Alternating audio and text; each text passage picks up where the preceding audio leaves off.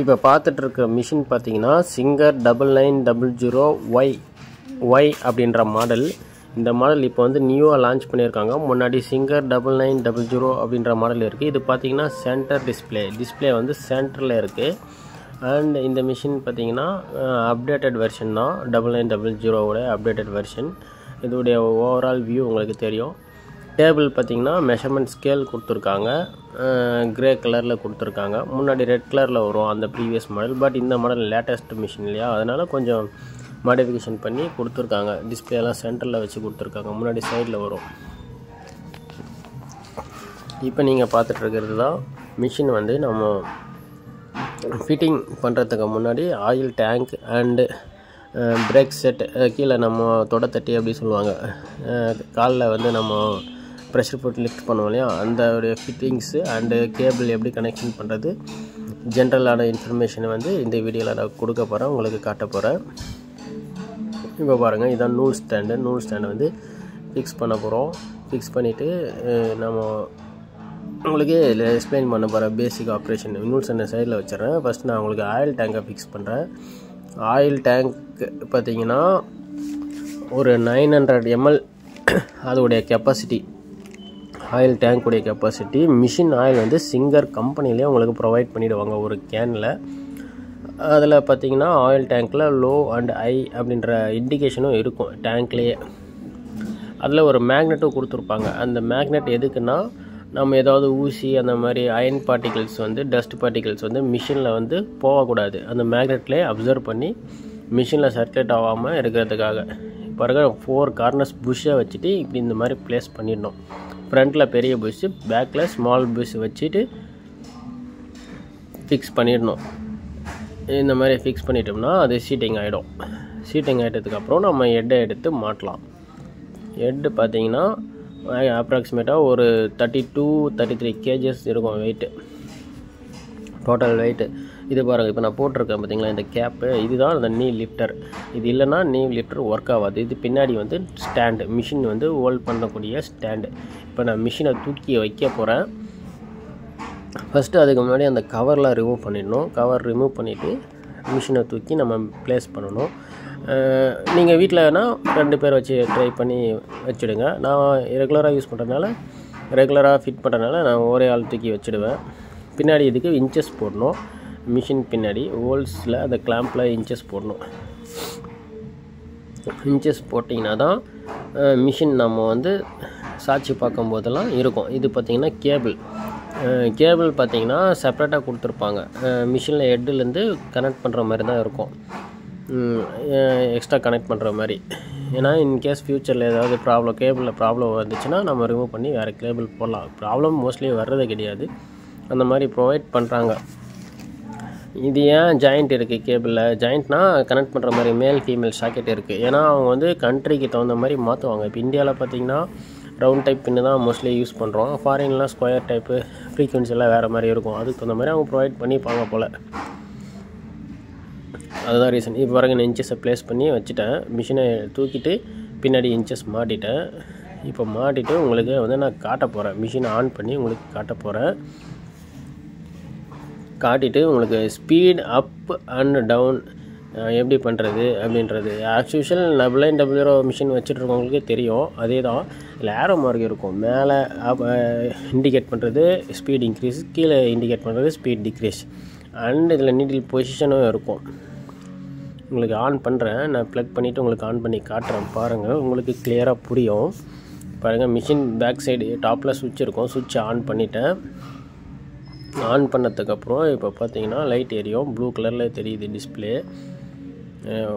பாருங்கள், ப்ளூ கலரில் தெரியுது. பின்னாடி கேபிள் பார்த்தீங்கன்னா இது ஒரு லாக் மாதிரி இருக்கும். அந்த லாக் வந்து வெளி சைடு வர மாதிரி, அங்கே இருக்குது பாருங்கள், அந்த வெளி சைடு வர மாதிரி போடணும். பாடி சைடு வரக்கூடாது, அந்த சைடு அவுட்டர் சைடு போடணும். அப்போ தான் அது கரெக்டாக லாக் ஆகும், உங்களுக்கு எந்த எரர் காட்டாது. கரெக்டாக ப்ளக் பண்ணோம்னா தான் இங்கே ரொட்டேட்டாக இருக்குது பாருங்கள், மிஷினில் ரொட்டேட், அந்த ரொட்டேஷன் தெரியும் உங்களுக்கு. ஏதாவது ப்ராப்ளம் இருந்தால் அந்த ரொட்டேஷன் வந்து தெரியாது, ஏதாவது எரர் காட்டும். E1 E2 E3 அந்த மாதிரி எரர் காட்டும். எரர்னால் இந்த மாதிரி கேபிள் அன்பிளக் பண்ணியிருக்கு, நூல் மாட்டிகிட்ருக்கு, அந்த மாதிரி. அண்ட் இதில் பேசிக் ஆப்ரேஷன் பார்த்தீங்கன்னா ஸ்பீட் அப் டவுன் இதான் சொன்ன பாருங்கள். கீழே ப்ரெஸ் பண்ணிங்கன்னா டவுன் ஸ்பீட் டவுன் ஆகும், மேலே ப்ரெஸ் பண்ணிங்கன்னா ஸ்பீட் இன்க்ரீஸ் ஆகும். அண்ட் இப்போ பார்த்தீங்கன்னா நீடில் அப் டவுன், அதை அப்பில் செட் பண்ணிங்கன்னா நீடில் அப்பில் நிற்கும். பாருங்கள், நான் ஓட்டி காட்டுறேன். மேலே நிற்கும். டவுனில் செட் பண்ணிங்கன்னா கீழே நிற்கும். அந்த மாதிரி நீடில் அப் டவுன் பொசிஷன் இருக்குது. இது பார்த்திங்கன்னா ஆஃப் ஸ்டிச் பொசிஷன். அந்த பட்டனை ப்ரெஸ் பண்ண பார்த்தீங்களா, அது ஆஃப் ஸ்டிச். டவுனில் செட் பண்ணோம்னா டவுனில் தான் நிற்கும். இதுதான் இதோடைய ஃபங்க்ஷன். அண்ட் இது ஒன் மோர் திங், இதில் வந்து பார்த்திங்கன்னா அவ்வளோதான். இதுதான் ஸ்பீடுடைய கண்ட்ரோல். அண்ட் இது பார்த்திங்கன்னா லைட் இருக்கும் சைடில். ஸ்பீடு எவ்வளோ வேணும்னா நீங்கள் வந்து உங்களுக்கு ஏற்ற மாதிரி வச்சுக்கலாம். இது பாருங்கள், இந்த மாதிரி தான்.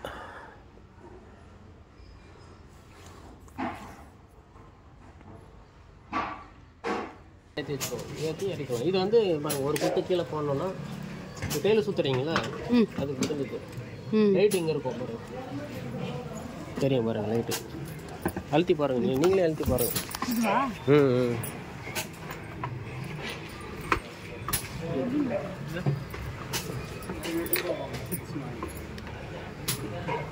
லெஃப்ட் ரைட் தள்ளணும், அவ்வளோதான்.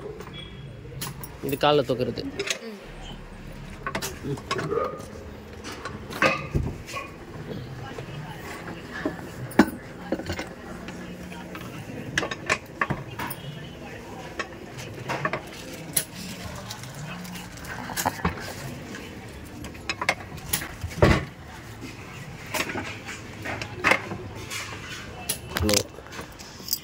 அதை தள்ளினோம்னா ப்ரெஷர் ஃபுட் ஒர்க் ஆகும். நம்ம எவ்வளோ வேணுமோ அந்த அளவுக்கு அட்ஜஸ்ட் பண்ணி வச்சுக்கலாம், எந்த அளவுக்கு தூக்கணும் அப்படின்ட்டு. அதுக்கு தான் இப்போ நான் ஓப்பன் ஸ்பேனர் எடுத்துட்டேன். அது 8-9 ஸ்பேனர், அது சைஸு.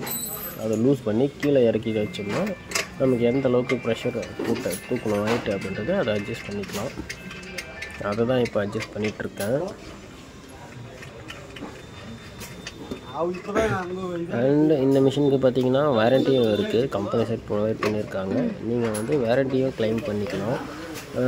கஸ்டமர் கேருக்கு கால் பண்ணிங்கன்னா அவங்களே அவங்க வீட்டுக்கு வந்து போர்டு சைடு எந்த ப்ராப்ளம் வந்தாலும் ஃப்ரீயாக பண்ணி கொடுத்துருவாங்க.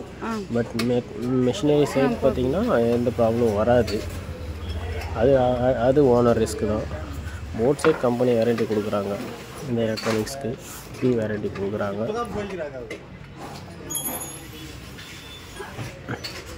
அவ்வளோதான். இந்த மிஷினில் ஓவராலாக நான் எல்லாமே எக்ஸ்பிளைன் பண்ணியிருக்கேன். பாருங்கள், நெட்டு லூஸ் பண்ணியாச்சு. இப்போ பாருங்கள் ஒர்க் ஆகுது. நமக்கு எவ்வளோ வேணுமோ அந்தளவுக்கு நம்ம அட்ஜஸ்ட் பண்ணோம்னா அந்தளவுக்கு ஹைட் வந்து ஒர்க் ஆகும். ஓகே, அதுவும் செக் பண்ணியாச்சு. அண்ட் இப்போ பார்த்தீங்கன்னா பாபின் வைண்டரில் நூல் எப்படி சுற்றுறது அப்படின்ட்டு சொல்கிறேன். இப்போ பாருங்கள், இது வந்து மிஷினை எப்படி சாய்ச்சிட்டோம்னா இங்கே தெரியும் பாருங்கள், லோ ஐ அப்படின்ட்டு ஆயிலுடைய இண்டிகேஷன் டேங்க்லேயே இருக்கும். அந்த ஆயில் வந்து ஐயில் தான் இருக்கணும், லோ போகக்கூடாது. அண்ட் இதில் மேக்னெட் இருக்கும். அந்த மேக்னெட் இருக்கணும். முன்னாடி நான் சொன்ன மாதிரி மேக்னெட் இருக்கணும். இப்போ பாருங்கள், திருப்பி வச்சுட்டு உங்களுக்கு நான் நூல் மாட்டி பாபின் வந்து எப்படி சுற்றுறது, பாபின் வைண்ட் பண்ணுறது. இது வந்து ஆட்டோமேட்டிக் பாபின் வைண்டர் தான். அதுவாக ஃபுல் ஆயிடுச்சுன்னா ஸ்டாப் ஆகிடும். ஸ்டாண்டில் நூலை மாட்டிட்டு உங்களுக்கு நான் சுற்றி காட்டுறேன் பாருங்கள், உங்களுக்கே தெரியும்.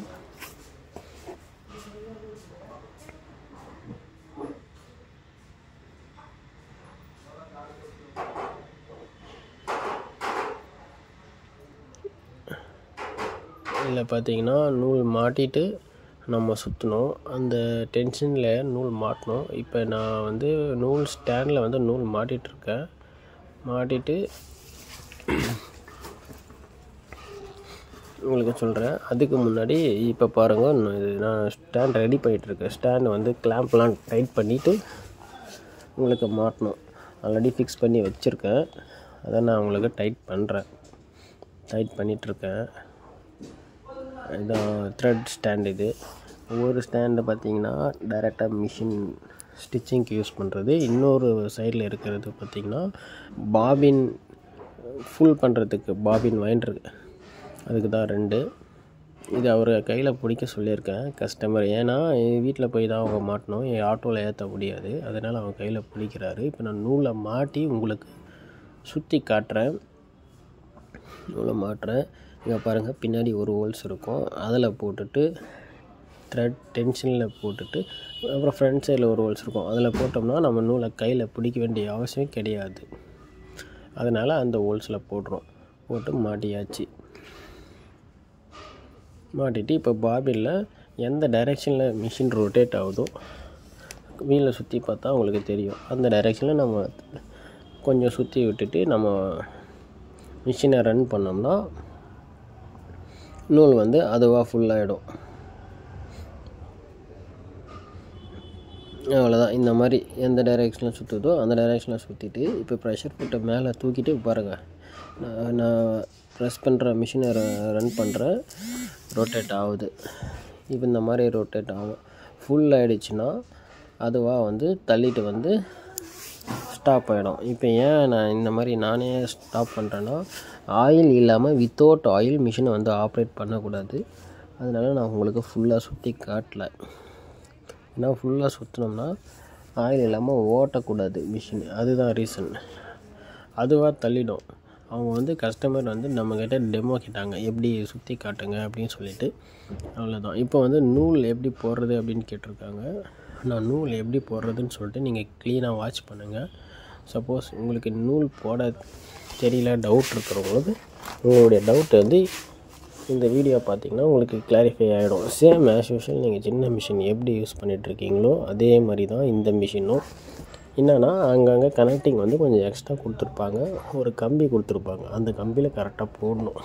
டென்ஷன் பக்கத்தில் ஒரு கம்பி இருக்கும், அந்த கம்பியில் மாட்டணும். அப்போ தான் ஸ்டிச்சிங் லூஸ் ஸ்டிச் வராமல் கரெக்டாக வரும்.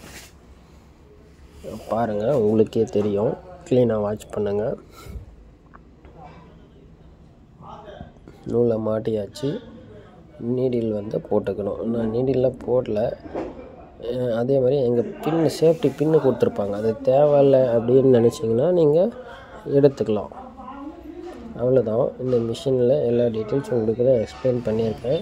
இப்போ செகண்ட் நான் உங்களுக்கு ஸ்பீட் எப்படி இன்க்ரீஸ் டிக்ரீஸ் பண்ணுறதுன்ட்டு சொல்ல போகிறேன். இங்கே பாருங்கள், இங்கே PLS இருக்கும், அதுக்கப்புறம் அப் ஏரோ டவுன் ஏரோ, இது டவுன் ஏரோ, அது அப் ஏரோ. இப்போ அப் ஏரோ ப்ரெஸ் அது வந்து நீடில் அப் டவுன் பொசிஷன். இப்போ நீங்கள் அப் ஏரோ ப்ரெஸ் பண்ணிங்கன்னா speed increase, down arrow press பண்ணால் ஸ்பீட் டிக்ரீஸ். அந்த பட்டன் பார்த்திங்கன்னா இப்போ ப்ரெஸ் பண்ணிங்கன்னா அது வந்து ஆஃப் ஸ்டிச் பட்டன். அவ்வளோதான் இதில் இருக்கிற function. Needle up down position. மேலே ப்ரெஸ் பண்ணிங்கன்னா அப்பு, கீழே ப்ரெஸ் பண்ணிங்கன்னா down. Speed increase decrease, needle up down position அதில் இருக்கும். டிஸ்பிளேல இண்டிகேட் ஆகும் நீங்கள் அப்பு பொசிஷன். கண்டிப்பாக இந்த வீடியோ பிடிச்சிருக்கோன்னு நினைக்கிறேன். இந்த வீடியோ பிடிச்சிருந்தா மறக்காமல் சப்ஸ்கிரைப் பண்ணுங்கள், நம்ம சேனலை லைக் பண்ணுங்கள், அப்படியே உங்கள் ஃப்ரெண்ட்ஸுக்கு ஷேர் பண்ணுங்கள். மீண்டும் அடுத்த ஒரு வீடியோவுடன் சந்திப்போம். இதுதான் நம்ம மிஷினுடைய ஓவரால் வியூ, ஸ்டேபிளுடைய view without oil tank fit பண்ணுறதுக்கு முன்னாடி எப்படி இருக்குதுன்னு உங்களுக்கு நான் காட்டுறேன். வேறு ஒன்றும் கிடையாது. இங்கே பாருங்கள், சைடில் வந்து நீங்கள் ஹைட்டை வந்து அட்ஜஸ்ட் பண்ணிக்கலாம். இந்த ஸ்க்ரூ ஒர்க்கு பார்த்தீங்கன்னா அதை யூஸ் பண்ணிவிட்டு நீங்கள் அட்ஜஸ்ட் பண்ணிக்கலாம். ஓகே, தேங்க்யூ ஃபார் வாட்சிங்.